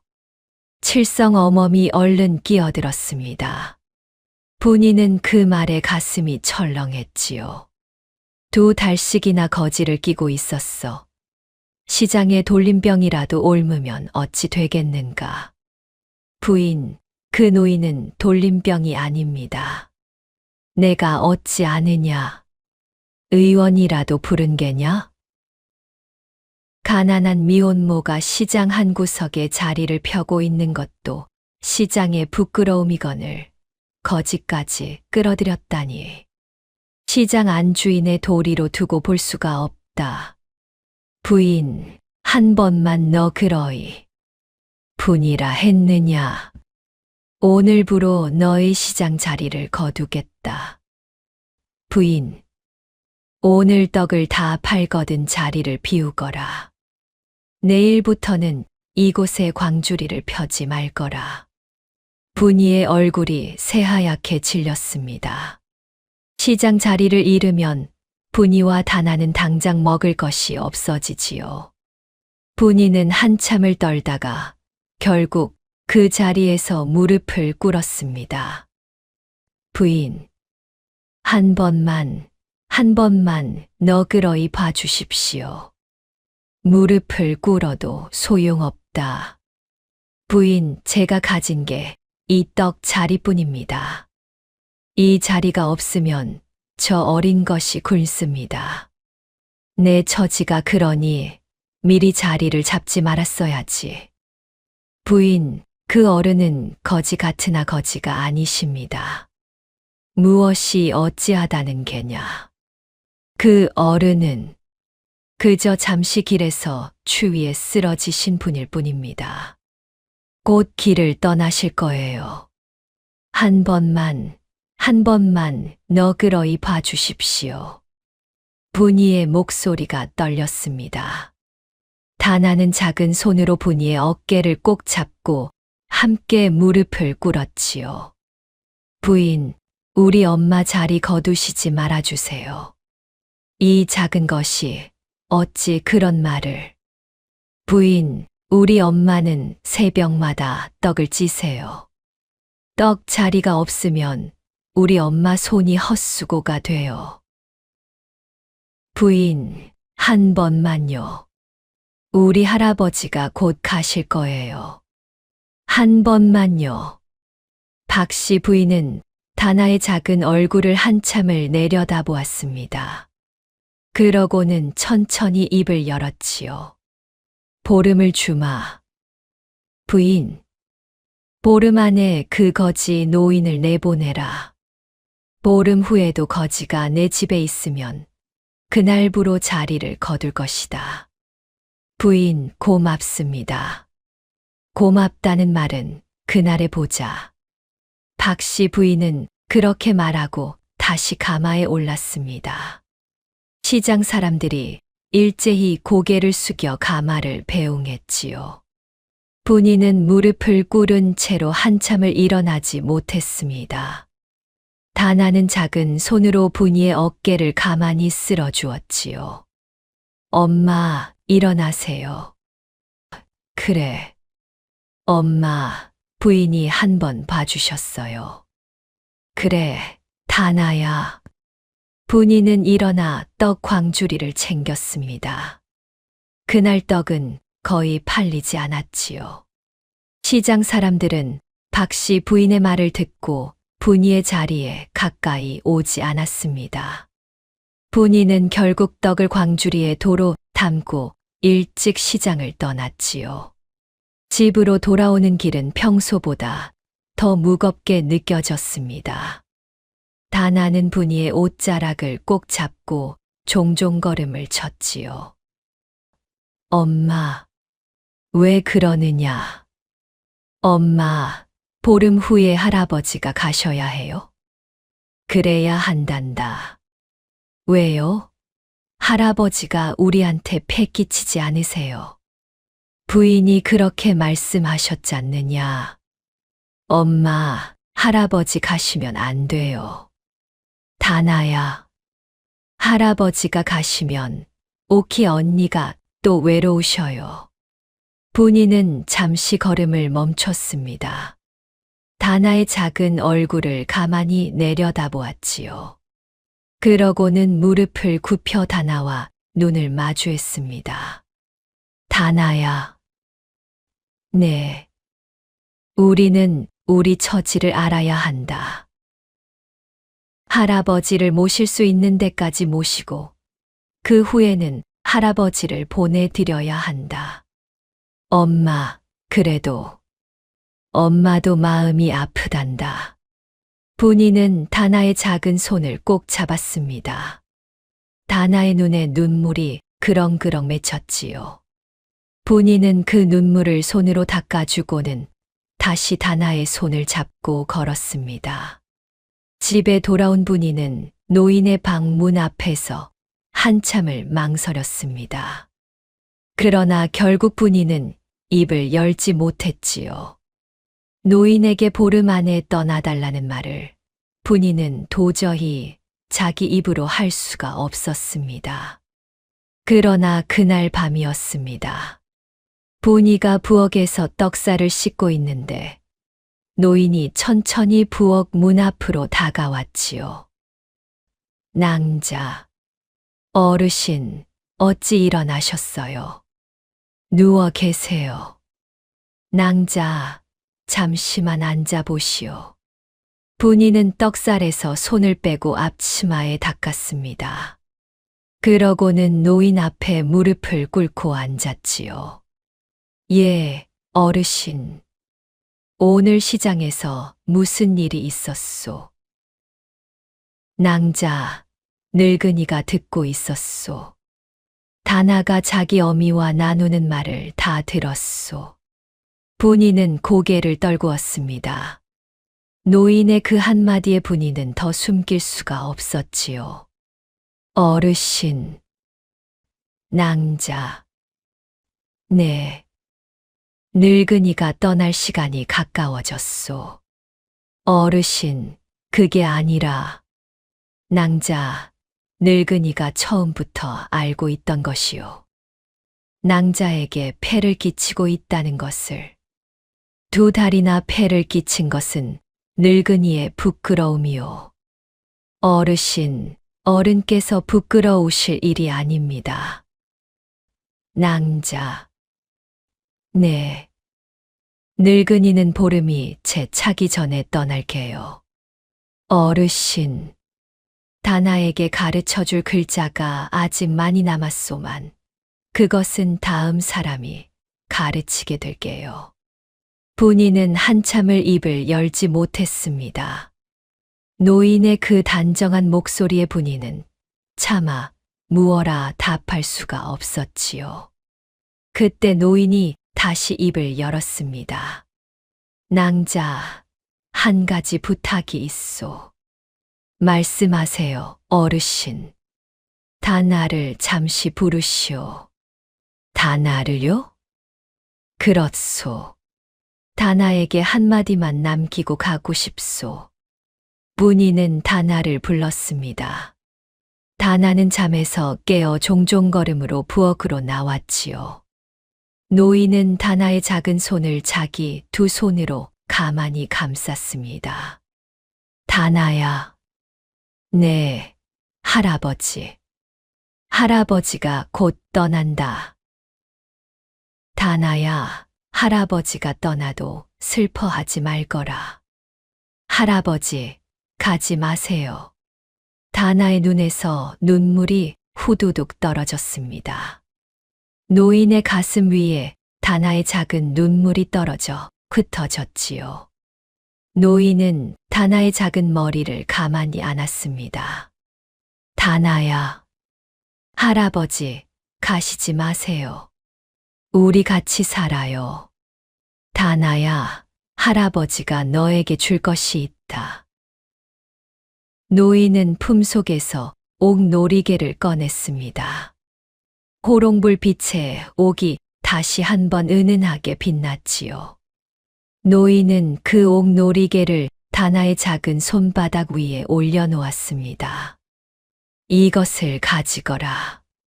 할아버지, 이것은 오키 언니의 놀이개였다. 하지 않았느냐? 네. 이제 이것은 너의 것이다. 할아버지, 안 돼요. 이건 오키 언니 거예요. 다나야. 네, 할아버지. 오키 언니가 너에게 주는 것이라 생각하거라. 오키 언니가요? 그래. 오키 언니가 너를 동생으로 받아들이는 것이라 생각하거라. 그러니 이것을 잘 간직하거라. 다나는 옥놀이개를 두 손으로 꼭 쥐었습니다. 그러고는 노인의 품에 작게 안겼지요. 노인은 다나의 작은 등을 가만히 쓸어주며 한참을 침묵했습니다. 다나야. 네, 할아버지. 할아버지가 떠나도 너는 네 놀이개를 보면서 오키 언니를 생각하거라. 네. 그리고 할아버지를 잊지 말거라.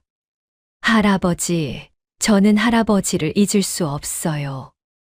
평생 잊지 못해요. 그러느냐? 네. 분이는 그 모습을 부엌 문 앞에서 가만히 바라보고 있었습니다. 분이의 눈에서도 눈물이 한 줄기 흘러내렸지요. 분이는 자기도 모르게 두 손을 모으고 천천히 입을 열었습니다.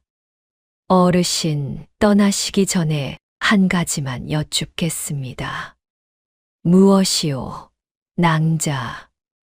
어르신은 누구신지요? 노인은 그 말에 한참을 침묵했습니다. 호롱불이 한 번 작게 깜빡였지요. 그러고는 노인은 천천히 입을 열었습니다. 낭자. 네. 늙은이는 그저 한 사람이요. 낭자가 거두어 주신 한 사람.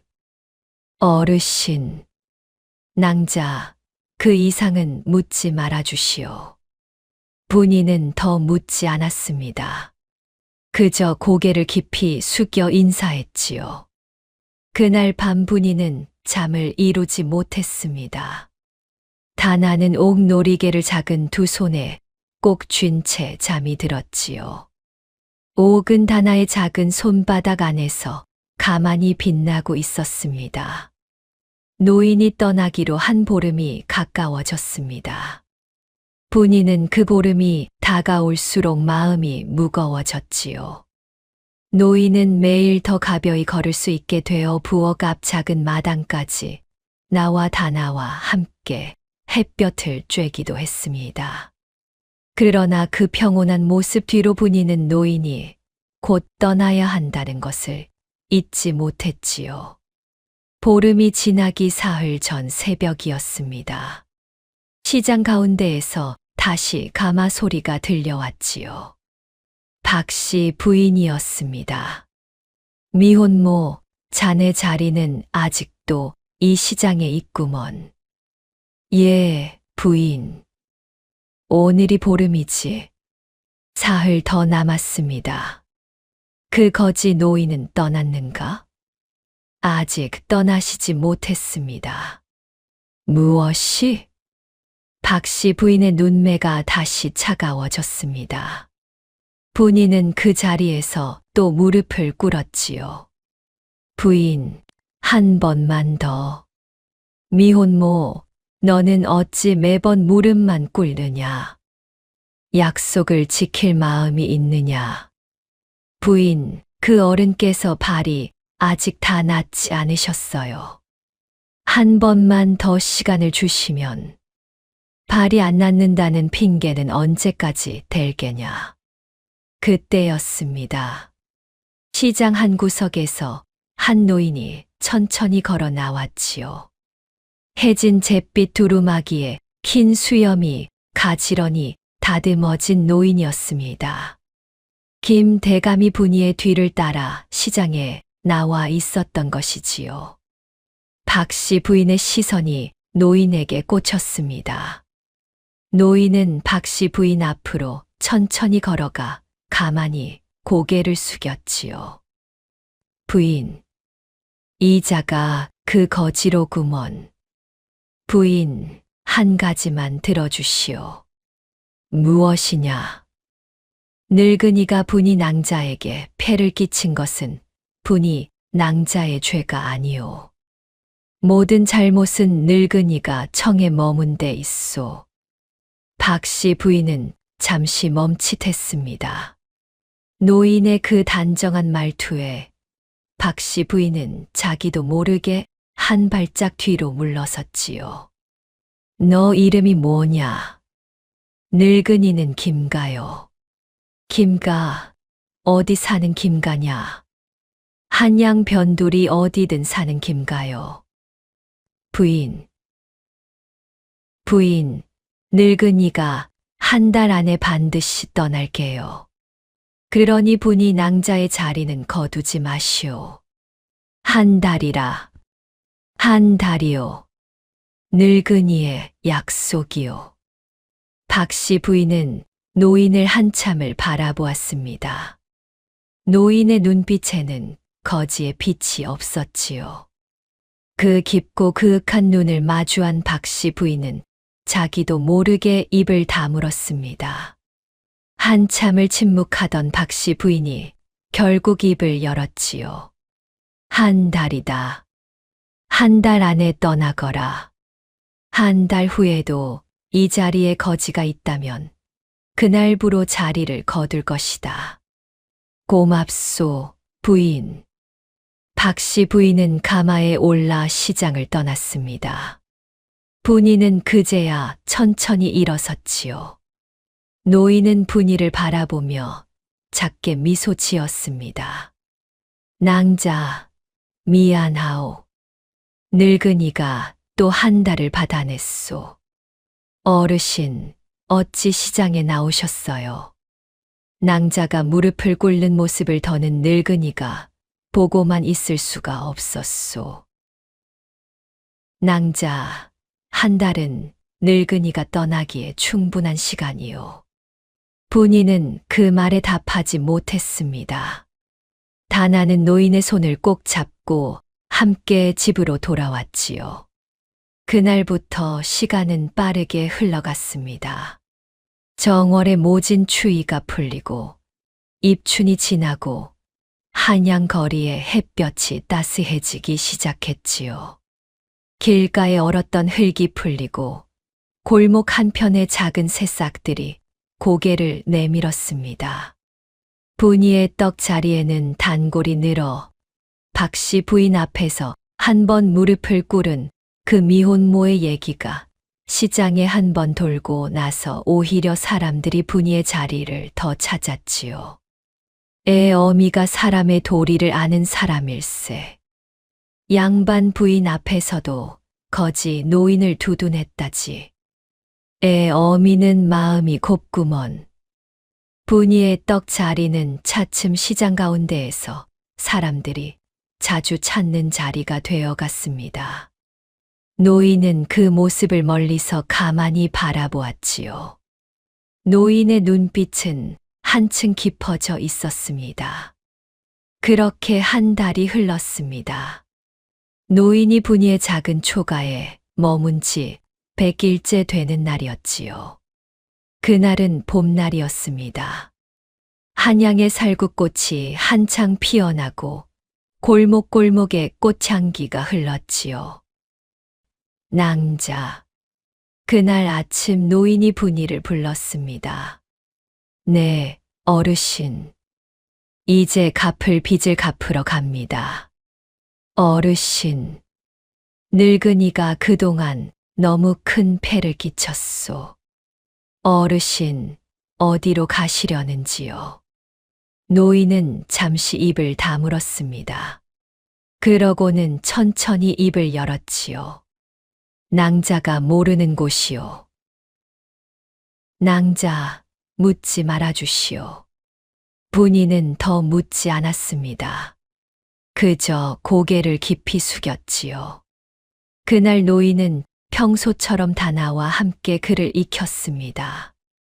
다나에게는 그날도 한 글자 가르쳤지요. 다나야, 오늘은 별이라는 글자다. 별이요? 헤어진다는 뜻이다. 할아버지, 다나야, 사람은 만나면 반드시 헤어지게 되어 있다. 그러나 헤어진다고 그 사람을 잊는 것은 아니다. 네, 할아버지. 별이라는 글자에는 헤어짐의 뜻만 있는 것이 아니다. 그 헤어짐 뒤에 다시 만남이 있다는 뜻도 있단다. 다시 만남이요? 그래. 마음에 새겨두면 그 사람은 떠나도 마음에 남는다. 그러니 별이라는 글자는 슬픈 글자만은 아니다. 네. 다나는 별이라는 글자를 종이에 한자 한자 따라 적었습니다.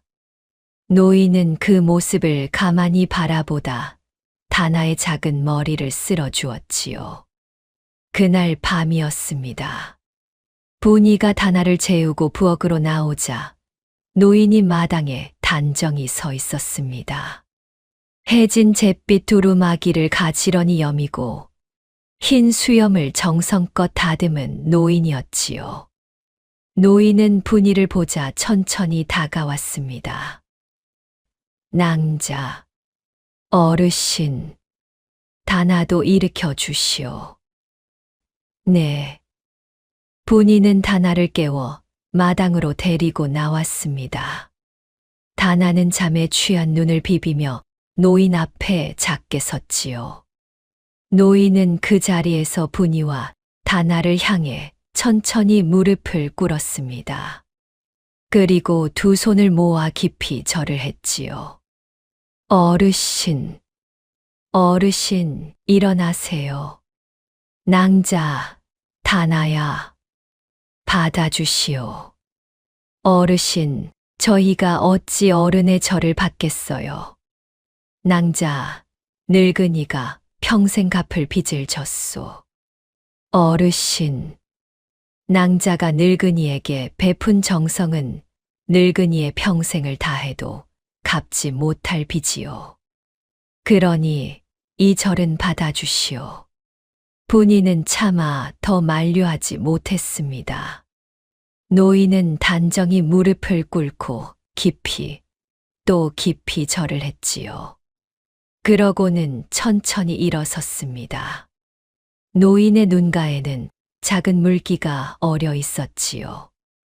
다나는 노인의 옷자락을 꼭 잡고 작게 흐느꼈습니다. 할아버지, 가지 마세요. 다나야, 가지 마세요, 할아버지. 늙은이가 너에게 약속 하나 하마. 내가 옥놀이개를 가지고 있는 한 할아버지는 너에게서 멀리 가지 않는다. 정말요? 그래. 옥놀이개가 너의 곁에 있으면 할아버지도 너의 곁에 있는 것이다. 네. 그리고 다나야. 네. 오늘 배운 그 글자를 잊지 말거라. 별. 헤어짐 뒤에는 반드시 만남이 있다. 네, 할아버지. 노인은 다나의 작은 머리를 마지막으로 한 번 쓸어 주었습니다. 그러고는 분이에게도 가만히 고개를 숙였지요.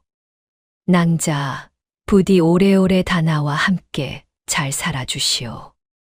어르신, 부디 평안하세요. 낭자도 평안하시오. 그날 밤 노인은 노인의 방에서 잠을 청했습니다.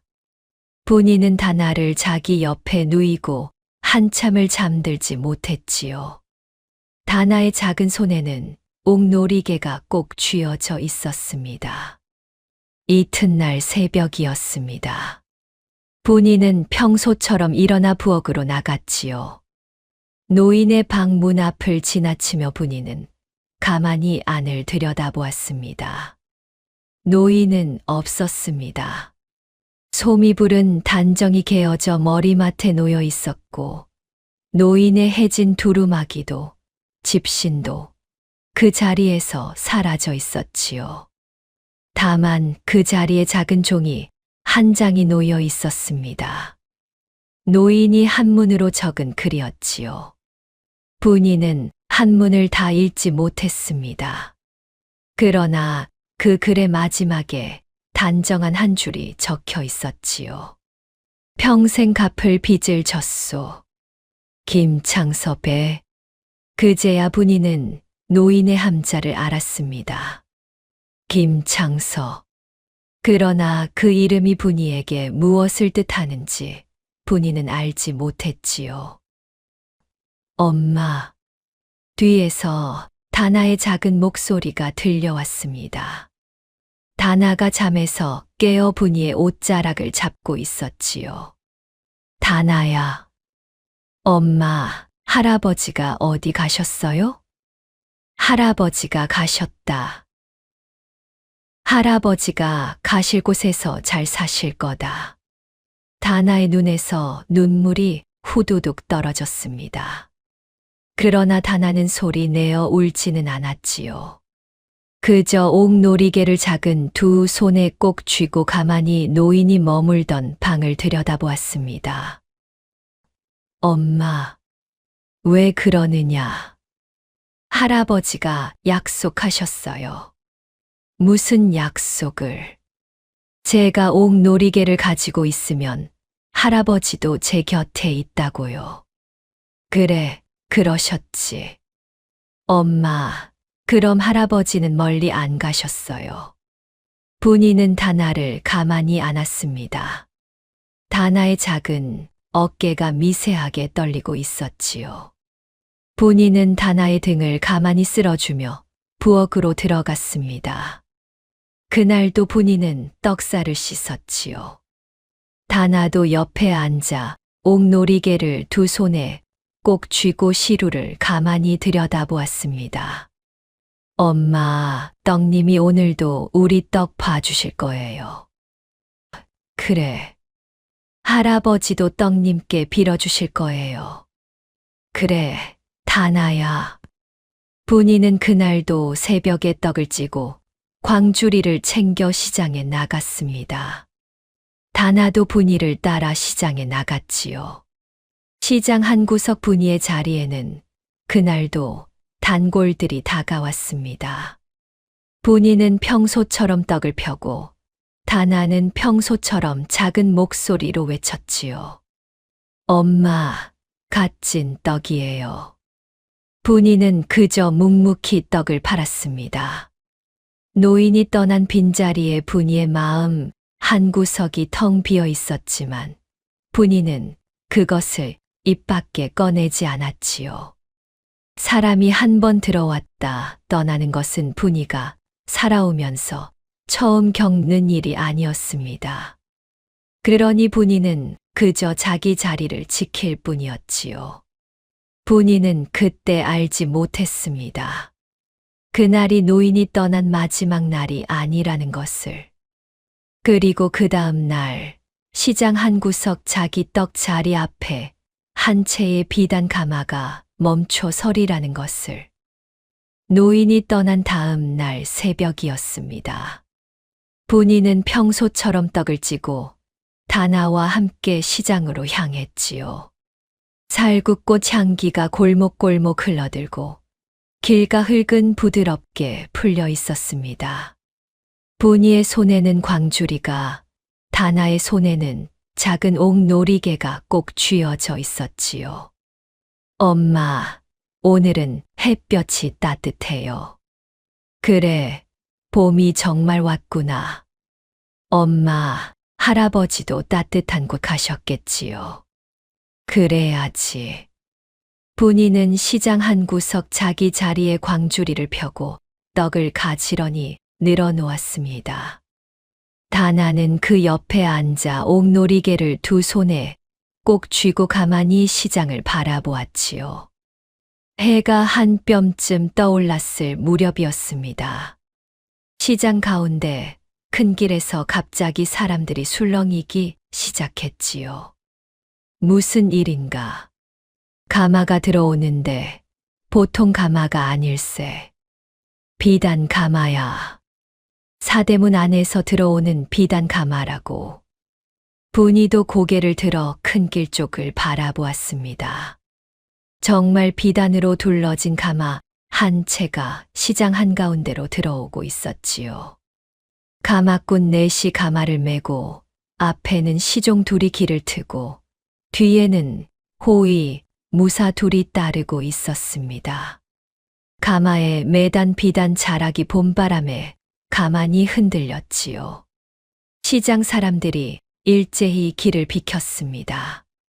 가마는 천천히 시장을 가로질러 바로 분이의 떡 자리 앞에 멈춰 섰지요. 내 자리 앞이로다. 어미야, 자네 자리 앞이야. 분이는 광주리에 손을 얹은 채로 어쩔 줄 몰라 가만히 일어섰습니다. 다나도 옥놀이개를 두 손에 꼭 쥐고 분이의 옆에 섰지요. 그때 가마의 발이 천천히 걷어 올려졌습니다. 가마 안에서 한 양반 노인이 천천히 내렸습니다. 비단 도포에 옥대를 두르고 머리에는 사모를 쓴 노인이었지요. 흰 수염은 단정히 다듬어져 있었고 그 눈빛은 깊고 그윽했습니다.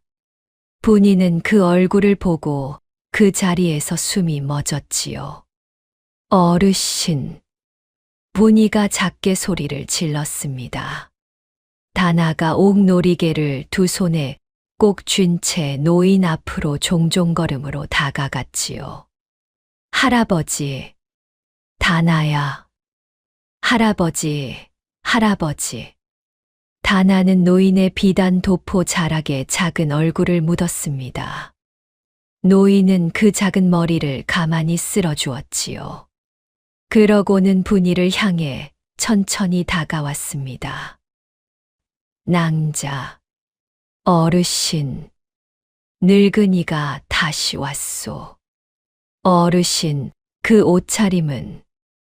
노인은 분이 앞에 서서 잠시 그녀를 바라보았습니다. 그러고는 천천히 그러나 단정히 그 자리에서 무릎을 꿇었지요. 어르신, 어르신, 일어나세요. 낭자, 다나야, 받아주시오. 시장 사람들의 입에서 일제히 작은 비명이 새어 나왔습니다. 한양 변두리 시장의 정승 차림의 양반이 떡장수 미혼모 앞에 무릎을 꿇은 그 광경에 시장 사람들은 모두 자기 눈을 의심했지요. 낭자, 노인이 단정히 입을 열었습니다. 그 목소리는 위엄 있고도 깊었지요. 네, 어르신. 늙은이의 함자는 김창서요. 옛 영의정의 자리에 있던 사람이요. 분이의 입이 딱 벌어졌습니다. 시장 사람들 사이에서도 작은 술렁임이 일었지요. 영의정? 옛 영의정 김창서라면 12여 년 전 정쟁에 휘말려 종적을 감추셨다는 그 어른. 세상에. 분이는 그 자리에 무너지듯 무릎을 꿇었습니다. 자기 작은 초가에 100일이나 머문 그 거지 노인이 옛 영의정이었다니. 분이는 차마 고개를 들지 못했지요. 낭자, 일어나시오. 어르신, 저는 어른께 너무도 큰 무례를 저질렀습니다. 무례라니. 낭자가 늙은이에게 베푼 정성이 무례라면 이 세상에 예의는 없는 게요. 낭자, 늙은이의 이야기를 들어주시오. 분이는 천천히 고개를 들었습니다. 노인은 분이와 다나를 가만히 바라보다 입을 열었지요. 늙은이는 13년 전 모함을 입어 영의정의 자리에서 물러났소. 죄 없이 가문이 풍비박산났고 외아들도 그 일의 몸이 상해 일찍 세상을 떴지. 어르신, 외아들이 남긴 외동 손녀가 하나 있었소. 이름이 오키였지. 늙은이가 그 아이만 보고 살았소. 그런데 3년 전 그 아이마저 강가에서 발을 헛디뎌 하늘로 갔소. 분이의 눈에서 눈물이 후두둑 떨어졌습니다. 다나는 옥놀이개를 더 꼭 쥐었지요. 늙은이는 그날부터 살 이유가 없는 사람이 되었소.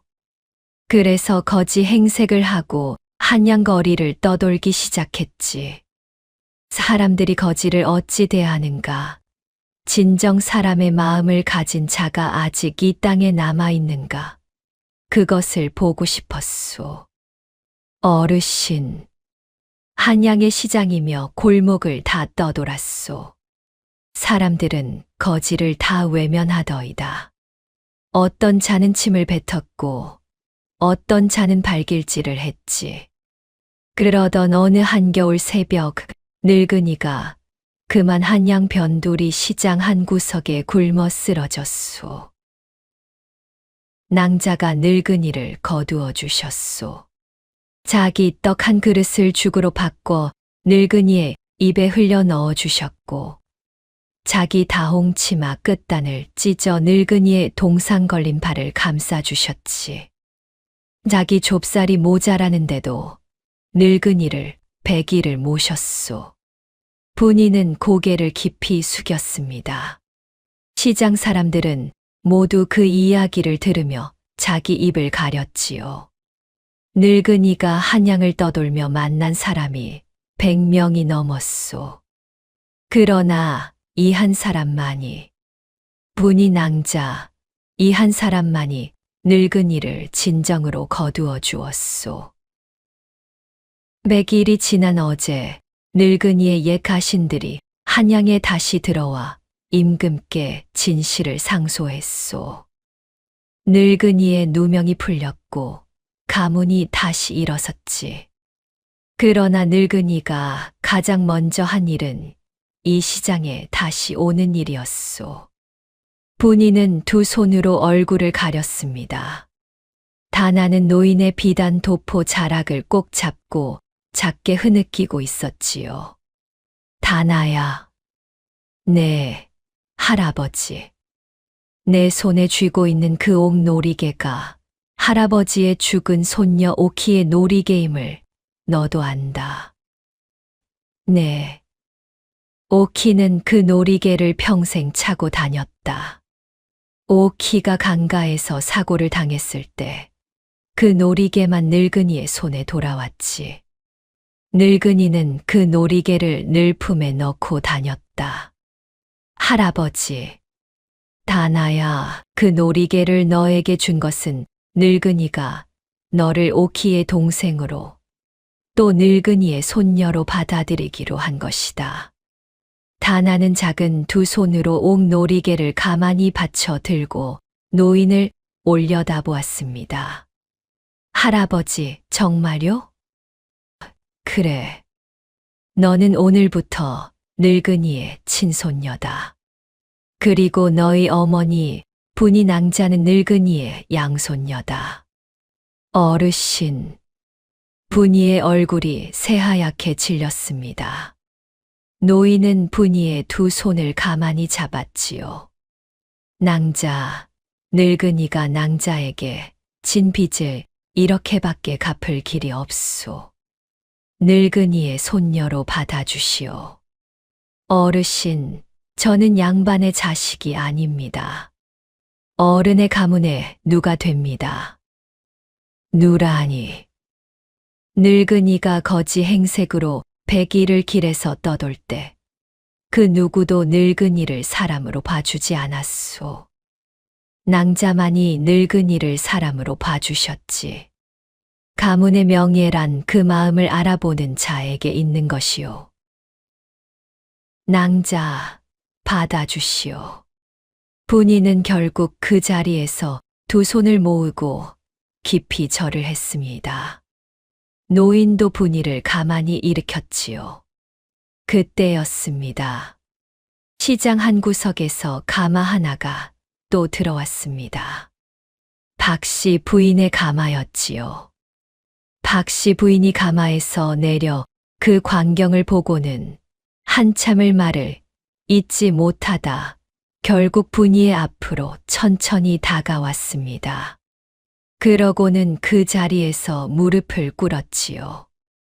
미혼모, 아니, 분이 낭자. 부인, 내가 사람을 알아보지 못했소. 거지를 사람으로 봐주는 자가 진정 사람의 도리를 아는 자였거늘 내가 어찌 그것을 알지 못했소. 부인, 일어나세요. 분이 낭자, 미안하오. 시장 한 구석에서 무릎 꿇리고 자리를 거두겠다 한 일을 내가 평생 잊지 못할 부끄러움으로 안고 가오. 박씨 부인의 차가운 눈매에서 한 줄기 눈물이 흘러내렸습니다. 시장 사람들도 하나둘 분이 앞에 무릎을 꿇기 시작했지요. 칠성 어멈도, 곰배 영감도, 죽집 노파도, 그리고 분이를 손가락질하던 모든 사람이 그 자리에서 고개를 숙였습니다. 분이 어미, 미안허이. 내가 자네를 너무 모질게 대했네. 자네 마음이 그리 곱다는 걸 내가 어찌 몰랐을꼬. 분이는 그 모든 광경을 보며 한참을 입을 열지 못했습니다. 그저 다나의 작은 손을 꼭 잡았지요. 며칠 후 임금께서 이 사연을 들으시고 분이에게 효녀 정려문을 하사하셨습니다. 한양 변두리 분이의 옛 초가 자리에 효녀 정려문이 세워졌고 분이는 양반 신분을 인정받았지요. 한양 사람들은 그 정려문 앞을 지날 때마다 한 번씩 고개를 숙였습니다. 그날 봄날 김대감의 비단 가마가 다시 시장 한 구석에 들어왔습니다. 분이와 다나가 한양 사대문 안정승댁으로 옮기는 날이었지요. 분이는 가마에 오르기 전 시장 한 구석, 자기가 4년 동안 떡을 펴고 팔던 그 자리를 한번 돌아보았습니다. 광줄이 한 자락이 펼쳐져 있던 자리. 다나의 작은 외침이 새벽 공기를 가르던 자리. 칠성 어멈의 손가락질이 분이의 어깨를 스치던 자리.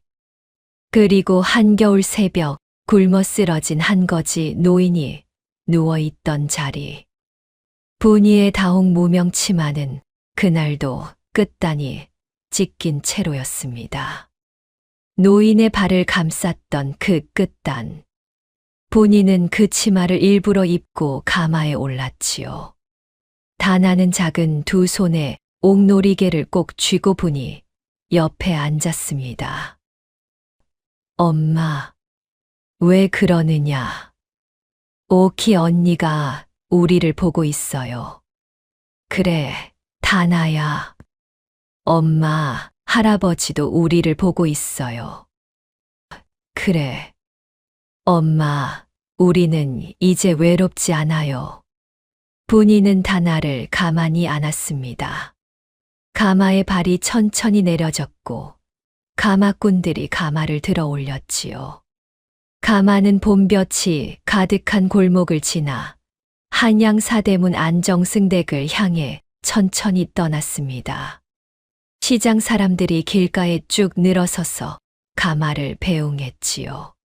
살구꽃 잎이 봄바람에 하나둘 흩날리며 가마 위로 가만히 떨어졌습니다. 가마 안에서 다나는 옥놀이개를 작은 두 손에 꼭 쥔 채 분이의 무릎에 작게 기대어 있었습니다. 분이는 그 작은 머리를 쓸어주며 조용히 입을 열었지요. 다나야, 엄마가 한 가지 가르쳐 주마. 네, 엄마. 사람의 마음을 보는 눈은 옷차림을 보는 눈보다 더 깊단다. 네, 엄마. 그 눈을 잃지 말거라. 네, 엄마. 절대 잊지 않을게요. 가마는 살구꽃 향기를 가르며 한양 사대문 안으로 천천히 들어갔습니다. 그해 봄, 한양 변두리 시장 한 구석에는 한떡 장수 미혼모가 거지 노인을 거두어 정승의 손녀가 된 이야기가 오래도록 사람들의 입에 오르내렸지요. 그리고 그 이야기는 사람의 마음을 보는 눈에 관한 이야기로 한양 골목골목에 길고 깊게 남았습니다.